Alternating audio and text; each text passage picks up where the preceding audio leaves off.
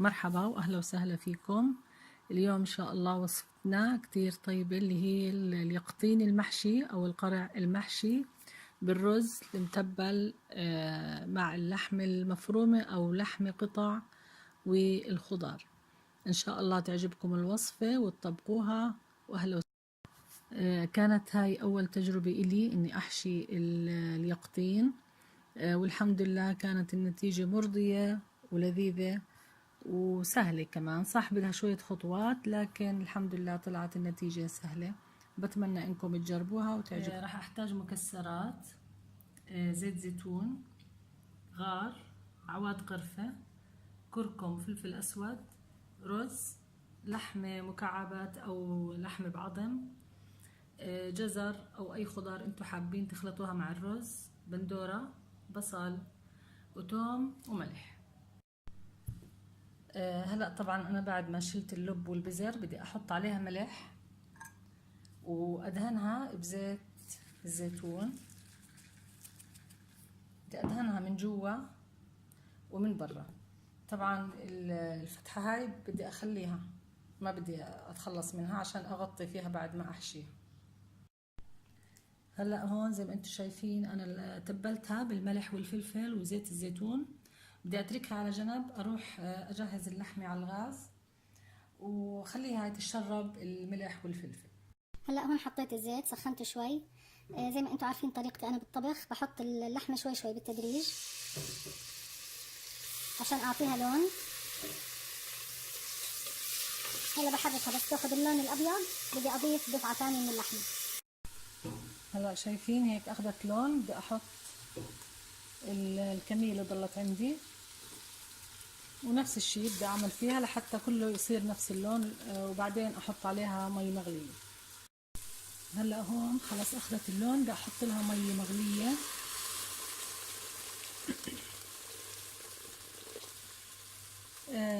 بس تغلي بدي اشوف لو عليها زفرة بشيلها، بعدين بحط لها المطيبات. هلا بحط المطيبات، بحط فلفل وبحط ملح. هلا بتركها لحتى تستوي على نار هادية. بحط البصل، كنت رح انساه. خلص هلا بضغطها وبخليها لحتى تستوي، ومن اثناء هيك نجهز الرز. هلا بدي ابلش احمص المكسرات. ببلش اول باللوز.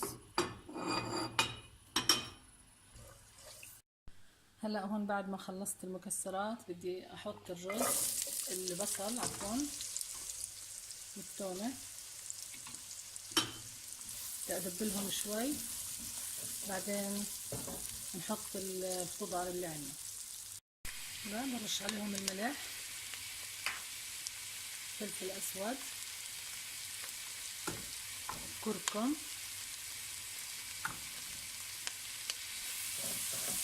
وما شاء الله ريحتهم بتجنن.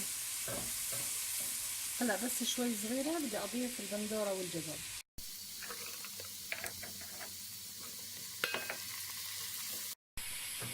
هلا بدبلهم شوي على النار. هو راح اطبخهم انا بمية اللحمة. طبعا اللحمة لسه ضايلها شوي بتستوي ان شاء الله. هلا بس هيك بدبلهم تتبيل بسيط وبضيف لهم الرز. بكون خلص طفيت على اللحمة وبدي احط ميتها على الرز واطبخ فيها. هلا بنحرك الرز مع الخلطة لحتى ياخد طعم الكركم والفلفل الاسود والبصل. بس هيك على السريع يا دوب، ومباشرة بدي احط عليه المي المغلية او شوربة اللحمة. هلا هون شوفوا اللحمة استوت، اخذت الشوربة تاعيتها حطيتها على الرز. بدي اطبخ الرز 3/4 المدة، ما بدي ازود عليه مي كتير، يعني بس بدي اياه 3/4 المدة. بس بدي اعدل الملح، هو بده شوية ملح هون. وخلص بفلفل الرز كالعادة، بس ما بدي اياه يستوي زي ما حكيت لكم. وبنشوف ان شاء الله الخطوة اللي بعدها. هلا مجرد غليت بدي اغطيها، ووطي النار على الاخر. هلا الرز استوى، بدنا إن نحشي فيه اليقطين. رح نحط طبقة من الرز وطبقة من اللحمة، ونخلي شوي فراغ يعني قدر إصبعين عشان نسمح للرز يتمدد. طبعا بقية الرز بدي أضيف له مي أكمل سواه.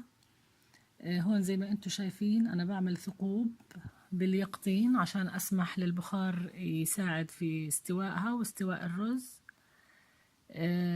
برضو راح أدهنها في زيت وفلفل وملح من برا. طبعا راح أحط جواها كمان شوية مي مغلية أو من شوربة اللحمة، بس أنا نسيت، رح تشوفوني أثناء الفيديو إني رجعت فكيتها وحطيت فيها المي. طبعا راح أحط صينية فيها مي مغلية، وراح أغلفها بالقصدير وأحطها بالفرن على درجة 200 أول ربع ساعة، بعدين بنزل الحرارة ل180.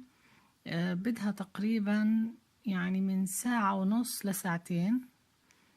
كل شوي أو يعني كل نص ساعة كل ساعة إلا ربع افتحوا الفرن وزيدوا المي اللي بالصينية لأنها راح تتبخر.